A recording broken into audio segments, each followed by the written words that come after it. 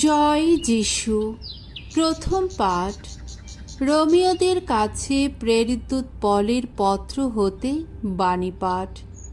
6 অধ্যায় 12 থেকে 18তম পদ। মৃতদের মধ্য থেকে সঞ্জীবিত মানুষ বলে তোমরা নিজেদের উৎসর্গ করো পরমেশ্বরেরই সেবায়।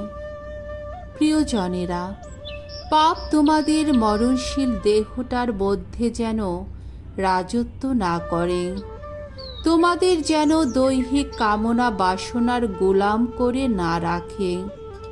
তোমরা নিজেদের অঙ্গ প্রত্যঙ্গ অধর্মের হাতিয়ার করে পাপের হাতে তুলে দিও না, বরং মৃতদের মধ্য থেকে সঞ্জীবিত মানুষ বলে তোমরা নিজেদের উৎসর্গ করো ঈশ্বরের কাছে। ধার্মিকতার হাতিয়ার করে নিজেদের অঙ্গ প্রত্যঙ্গ তোমরা নিবেদন করো ঈশ্বরের কাছে।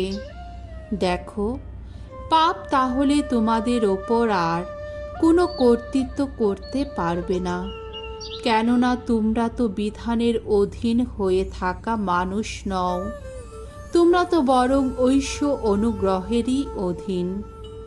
তাই আমার প্রশ্ন, আমরা যখন বিধানের অধীন নই বরং ঐশ্ব অনুগ্রহেরই অধীন, আমরা কি তাহলে পাপ করতে পারি? না, নিশ্চয়ই নয়। তোমরা কি এই কথা জানো না যে কারো অনুগত হবে বলে তোমরা যদি তারই হাতে নিজেদের দাস রূপে তুলে দাও, তাহলে তোমরা এই যার অনুগত হয়ে থাকছ, তোমরা সত্যি তার দাস। তার মানে এই প্রসঙ্গে হয় তোমরা পাপের দাস, এর ফল মৃত্যু, না হয় তোমরা ঈশ্বর আনুগত্যেরই দাস, এর ফল ধার্মিকতা। ঈশ্বরকে ধন্যবাদ, কেননা তোমরা একদিন পাপেরই দাস ছিলে, অথচ যে ধর্ম শিক্ষার আদর্শে তোমাদের দীক্ষিত করা হয়েছে তোমরা তা আন্তরিকভাবেই পালন করেছ এবং পাপের বন্ধন থেকে মুক্ত হয়ে এখন হয়ে উঠেছ ধার্মিকতারই দাস। প্রভুর বাণী। ঈশ্বরকে ধন্যবাদ। সামসঙ্গীত 124 1 থেকে 8 পদ। ধুয়ো, প্রভুর নামই আমাদের নিত্য সহায়।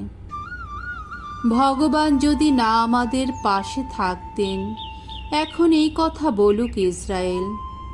যেদিন ওইসব মানুষ আমাদের ওপর ঝাঁপিয়ে পড়েছিল, সেদিন ভগবান যদি না আমাদের পাশেই থাকতেন, আমাদের ওপর যখন জ্বলছিল ওদের ক্রোধের আগুন, তখন ওরা তো আমাদের জীবন্তই করে ফেলত গ্রাস।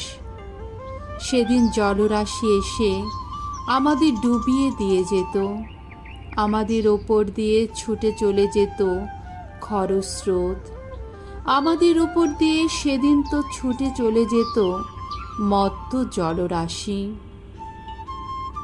ধন্য ধন্য ভগবান, আমাদের হতে দেননি তিনি ওদের হিংস্র দাঁতের শিকার। কিরাতের ফাঁদ থেকে পাখির মতো আমাদের প্রাণ পেয়েছে উদ্ধার। হঠাৎ ভেঙে গেছে ফাঁদ আর আমরাও পেয়েছি উদ্ধার। ভগবানের নাম শক্তি আমাদের নিত্য সহায়। স্বর্গলোক মর্তলোক তারই রচনা। বাণী বন্দনা। জয় জয় প্রভুর জয়। তোমরা সজাগ হয়ে থেকো, তোমরা প্রস্তুত হয়ে থেকো। প্রভু যীশু আসবেন এমন সময়ে যখন ভাবতেই পারোনি তার আসবার কথা। জয় জয় প্রভুর জয়। মঙ্গল সমাচার। লূক রচিত মঙ্গল সমাচার 12 অধ্যায় 39 থেকে 48তম পদ।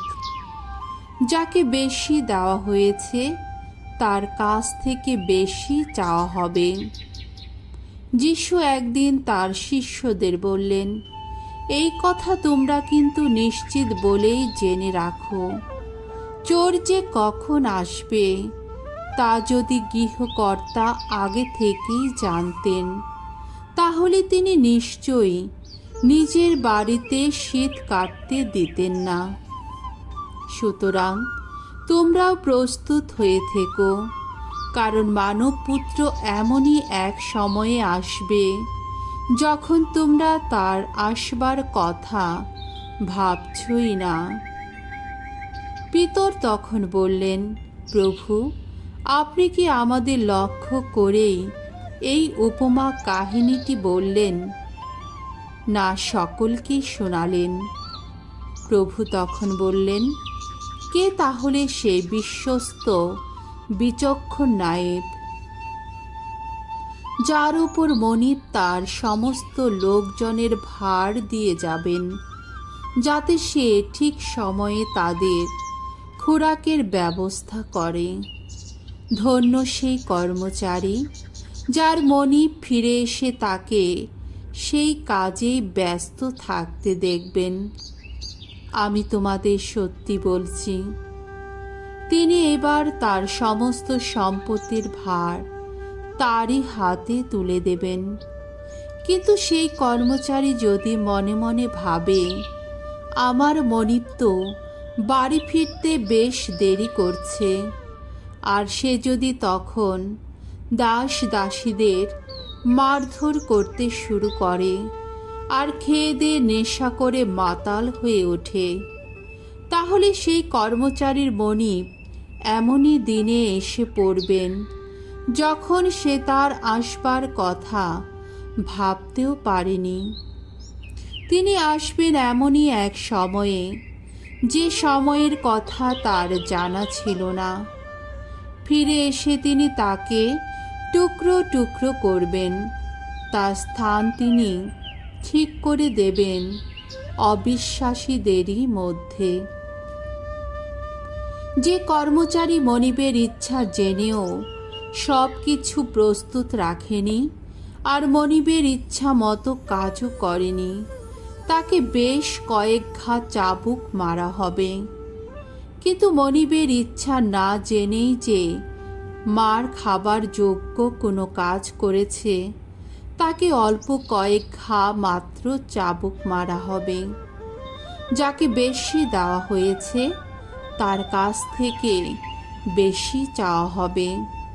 যার দায়িত্বে অনেক কিছু রাখা হয়েছে তার কাছ থেকে সেই অনুপাতে আরও বেশি চেয়ে নেওয়া হবে। প্রভুর মঙ্গলময় বাণী। খ্রিস্ট প্রভু তোমার প্রশংসা হোক।